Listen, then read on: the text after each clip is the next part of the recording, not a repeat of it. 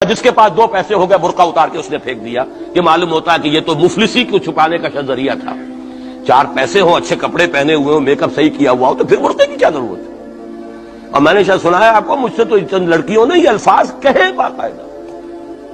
میں جب پریکٹس کرتا تھا لاہور میں کرشن نگر میں تو ایک گھرانے کی، اور مجھے معلوم ہوا کہ ان کے والد انتہائی نیک تہجد گزار، کئی لڑکیاں تھی بہنیں، کبھی وہ آتی تھی کلینک میں میرے تو برقعے سمیت، کبھی آ رہے ہیں تو بغیر برقعے کے. میں نے پوچھا یہ کیا تماشا ہے آپ لوگوں کا، کبھی بغیر برقعے کے کبھی برقعے سمیت. صاف جواب دیا، میں ان کے الفاظ کوٹ اینڈ کوٹ میں ان کے الفاظ کوٹ کر رہا ہوں. ڈاکٹر صاحب جب ہمیں کوئی میک اپ کرنے کا، کپڑے بدلنے کا موقع نہیں ملتا تو ہم برقع پہن لیتے ہیں، اور جب ہمیں موقع ملتا پھر ہم برقع کائے کو پہنتے. تو گویا کہ اس کو چھپانے کا ذریعہ برقع ہے کہ کپڑے میلے ہیں، میک اپ نہیں کیا تو لہذا برقع پہن لیا. یہ ہے حال پاکستان میں اسلام کا جو ہم نے بنایا ہے.